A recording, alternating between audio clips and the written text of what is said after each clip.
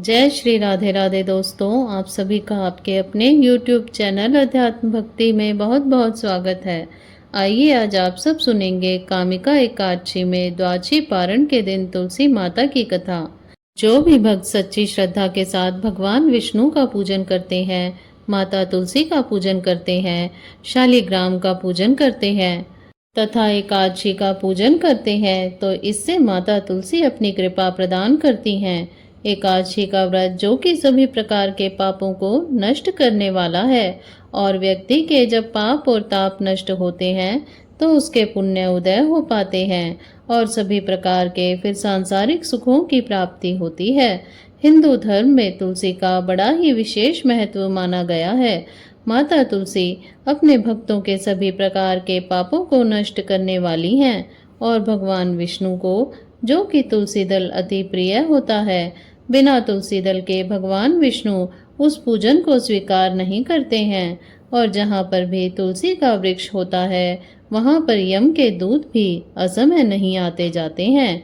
इसलिए हमें चाहिए कि माता तुलसी का पूजन करें और तुलसी के वृक्ष के नीचे दीपक जलाना चाहिए। इससे माता तुलसी अपनी कृपा प्रदान करती हैं। माता तुलसी का विवाह भगवान शालिग्राम के साथ पूरे विधि विधान के साथ कार्तिक के महीने में किया जाता है और प्रत्येक दिन भगवान विष्णु का पूजन करना चाहिए। भगवान विष्णु के पूजन के साथ साथ माता तुलसी का पूजन करते हुए कथा भी श्रवण करनी चाहिए। इससे भगवान विष्णु और माता तुलसी की कृपा प्राप्त होती है। तो आइए सुनते हैं द्वादशी पारण के दिन तुलसी माता की कथा। तो बोलिए प्रेम से माता तुलसी की जय, भगवान श्री हरि विष्णु की जय, माता लक्ष्मी की जय, भगवान शालिग्राम की जय, एकादशी माता की जय, सर्व देवी देवताओं की जय। तुलसी से जुड़ी हुई एक कथा जो कि बड़ी ही प्रचलित है। श्रीमद् देवी भागवत पुराण में इनके दिव्य अवतरण की दिव्य लीला कथा भी बताई गई है। एक बार भगवान शिव ने अपने तेज को समुद्र में फेंक दिया। उससे एक महातेजस्वी बालक ने जन्म लिया। यह बालक जो कि आगे चलकर जालंधर के नाम से पराक्रमी राजा बना। इसकी राजधानी का नाम जो कि जालंधर नगरी पड़ा। दैत्यराज काल नेमी की कन्या वृंदा का विवाह जालंधर से हुआ। जालंधर जो कि महाराक्षस था, अपनी सत्ता के मद में चूर होकर उसने माता लक्ष्मी को पाने की कामना से युद्ध किया, परंतु समुद्र से ही उत्पन्न होने के कारण माता लक्ष्मी ने उसे अपने भाई के रूप में स्वीकार किया। वहां से फिर पराजित होकर वह माता पार्वती को पाने की लालसा से कैलाश पर्वत पर पहुंच गया। भगवान देवाधिदेव शिव का ही रूप धारण कर माता पार्वती के समीप गया, परंतु माता ने अपने योग बल से उसे तुरंत ही पहचान लिया तथा वहां से अंतर्ध्यान हो गई। देवी पार्वती ने क्रुद्ध होकर सारा वृतांत भगवान विष्णु को सुनाया। जालंधर की पत्नी वृंदा अत्यंत ही पतिव्रता स्त्री थी। उसी के पतिव्रत धर्म की शक्ति से जालंधर ना तो मारा जाता था और ना ही पराजित होता था। इसलिए जालंधर का नाश करने के लिए वृंदा के पतिव्रत धर्म को भंग करना बहुत ही जरूरी था। इसी कारण भगवान विष्णु ऋषि का वेश धारण कर वन में पहुंचे। वहां वृंदा अकेली ही भ्रमण कर रही थी, वहां पर घूम रही थी। भगवान के साथ दो मायावी राक्षस भी थे, जिन्हें देखकर वृंदा भयभीत हो गई। ऋषि ने वृंदा के सामने पल में दोनों को भस्म कर दिया। उनकी शक्ति को देखकर वृंदा ने कैलाश पर्वत पर महादेव के साथ युद्ध कर रहे अपने पति जालंधर के बारे में पूछा। ऋषि ने अपनी माया जाल से दोनों वानरों को प्रकट किया। एक वानर के हाथ में जालंधर का सिर था तथा दूसरे के हाथ में उसका धड़ था। अपने पति की यह दशा को देखकर वृंदा मूर्छित होकर वहीं पर गिर पड़ी। होश में आने पर उन्होंने ऋषि रूपी भगवान से विनती की कि वह उसके पति को जीवित करे। भगवान ने अपनी माया से पुनः जालंधर का सिर धड़ से जोड़ दिया, परंतु स्वयं भी वह उसी शरीर में प्रवेश कर गए। वृंदा को इस छल का जरा भी पता न चल पाया। जालंधर बने भगवान के साथ वृंदा पतिव्रता सा व्यवहार करने लगी, जिससे उसका सतीत्व भंग हो गया।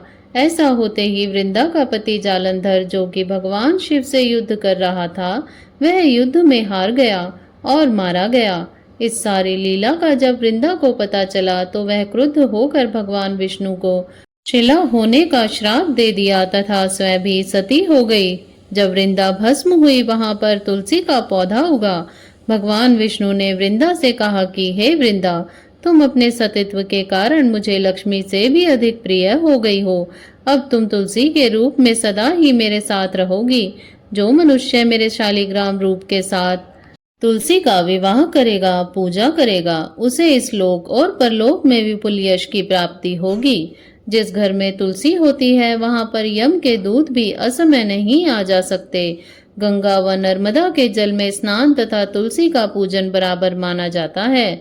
चाहे मनुष्य कितना भी पापी क्यों न हो, मृत्यु के समय जिसके प्राण मंजरी रहित तुलसी और गंगा जल मुख में रखकर निकल जाते हैं, वह पापों से मुक्त होकर वैकुंठ धाम को प्राप्त होता है। जो मनुष्य तुलसी व आंवले की छाया में अपने पितरों का श्राद्ध करता है, उसके पितृ भी मोक्ष को प्राप्त हो जाते हैं। इस प्रकार से जो भी सच्ची श्रद्धा के साथ भगवान विष्णु का पूजन करते हैं, भगवान विष्णु को तुलसी दल अर्पित करते हैं, भगवान शालिग्राम का पूजन करते हैं, माता तुलसी का पूजन करते हैं, भगवान शालिग्राम के साथ माता तुलसी का विवाह संपन्न करते हैं, उन्हें विपुल यश की प्राप्ति होती है तथा सभी प्रकार के पापों का नाश हो जाता है तथा सभी प्रकार के मनोरथों की सिद्धि होती है। तो बोलिए प्रेम से भगवान विष्णु की जय, माता लक्ष्मी की जय, भगवान शालिग्राम की जय, सर्व देवी देवताओं की जय। इसी प्रकार से जो भी भक्त सच्ची श्रद्धा के साथ, नियम और निष्ठा के साथ भगवान विष्णु का पूजन करते हैं, भगवान शालिग्राम का पूजन करते हैं, तुलसी माता का पूजन करते हैं, तो उनके सभी प्रकार के दुख और कष्ट दूर हो जाते हैं तथा भगवान विष्णु की कृपा से, माता तुलसी, माता लक्ष्मी की कृपा से व्यक्ति के सभी प्रकार के पाप और ताप नष्ट हो जाते हैं तथा सुख और समृद्धि की प्राप्ति होती है। तो आशा करती हूँ आपको यह जानकारी अच्छी लगी होगी। ऐसी ही ज्ञानवर्धक जानकारियां प्राप्त करते रहने के लिए, व्रत पूजा आदि के बारे में जानने के लिए तथा कथा को श्रवण करने के लिए यदि आप चैनल पर पहली बार आए हैं तो चैनल को सब्सक्राइब कर लें ताकि आने वाली वीडियो की नोटिफिकेशन आपको समय से मिलती रहे। वीडियो को लाइक करें, शेयर करें। सुखी रहें, स्वस्थ रहें। जय श्री राधे।